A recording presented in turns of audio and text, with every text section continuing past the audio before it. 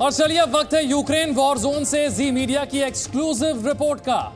जी news की war reporter Shivangi Thakur आपको war zone से पल पल की जानकारी दे रही हैं। यूक्रेन वॉर के दौरान जिन शहरों का नाम सबसे ज्यादा चर्चित रहा उनमें से एक शहर है बूचा, जो वॉर में नरसंहार का प्रतीक बन गया। शिवांगी ठाकुर नरसंहार की खबरों के बाद भी बूचा गई और वॉर के 1 साल पूरा होने पर भी बूचा पहुंची। क्या इस शहर के जख्म भर गए? क्या लोगों में अब भी रूस के हमले का डर बना हुआ है? रूस यूक्रेन वॉर पर बूचा की क्या है राय? देखिए हमारी ये सुपर एक्सक्लूसिव रिपोर्ट।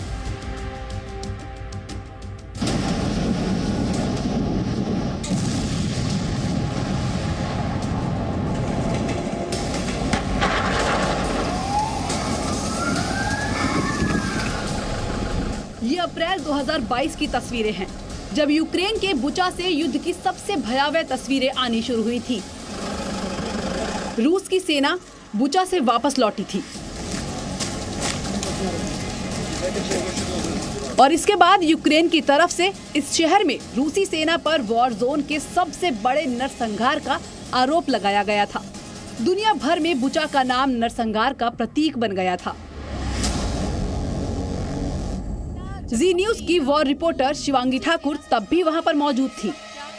जंग दो देशों के बीच जारी है, लेकिन इसका खामियाजा आम लोग भुगत रहे हैं। इस वक्त हमारी मौजूदगी यूक्रेन के बूचा में है और बूचा में जो नरसंहार हुआ है उसकी तस्वीरें विचलित करती हैं।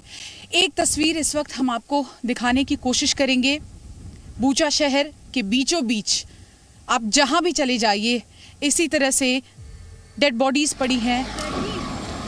1 साल पहले बुचा में हर तरफ तबाही और बर्बादी का मंजर दिख रहा था।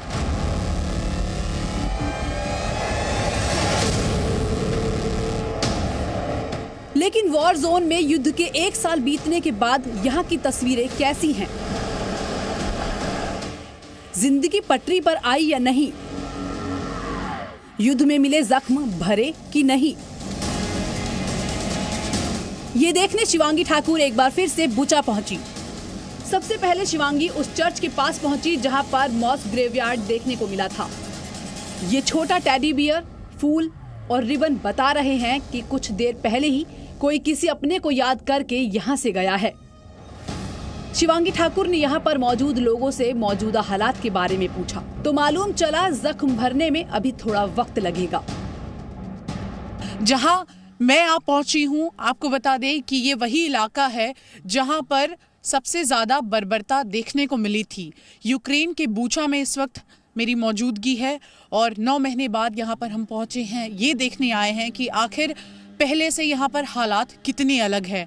ठंड बहुत ज़्यादा है, लगातार यहाँ बर्फबारी हो रही है और तस्वीरें आपको दिखाने की कोशिश करेंगे। पिछली बार यहीं से हमने आपको वो रिपोर्ट दिखाई थी कि इसी इलाके में ये चर्च का पूरा इलाका है और कैसे जब रूसी सेना यहाँ से वापस लौट गई थी तो इस पूरे इलाके से जो मास ग्रेवयार्ड वो देखने को मिला था और तमाम लोग अपने परिजनों को यहाँ दफनाकर आनन फानन में अपनी जान बचाकर यहाँ से लौट गए थे। जब रूसी सेना यहाँ से वापस गई, यूक्रेन की सेना यहाँ वापस पहुँची, तब इस पूरे इलाके को फिर से वापस से इसको खोदा गया और लोग अपने परिजनों को पहचानने की कोशिश कर रहे थे, क्योंकि लगभग जितने भी शव यहाँ मिले वो सब काले रंग के प्लास्टिक बैग में थे। और जब यहाँ से वो तमाम शव निकाले गए तो आप पीछे देखिए कि जो भी लोग वापस पहुँच रहे थे वो अपने परिजनों को पहचानने की कोशिश कर रहे थे और पहचानने के बाद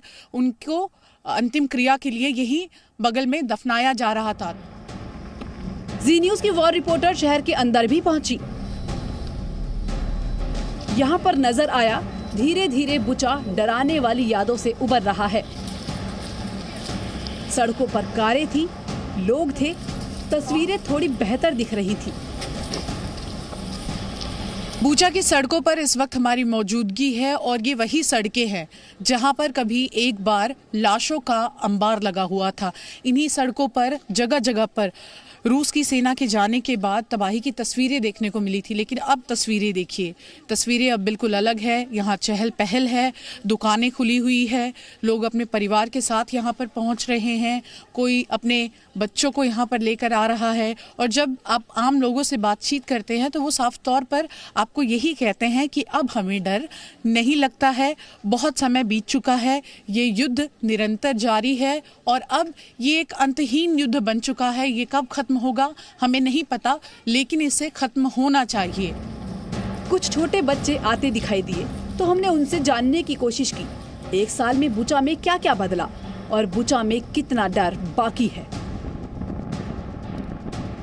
बुचा में इस वक्त हमारी मौजूदगी है, बर्फबारी हो रही है, लेकिन हमें ये बच्चे मिले हैं जो यूक्रेन का भविष्य हैं और जिस तरह से इनके देश में युद्ध चल रहा है, इन बच्चों की मनस्थिति क्या है और खासकर बुचा में इस वक्त क्या चल रहा है, जरा इनसे बातचीत करते हैं। Hi, what's your name? Nika. How old are you? I'm 11.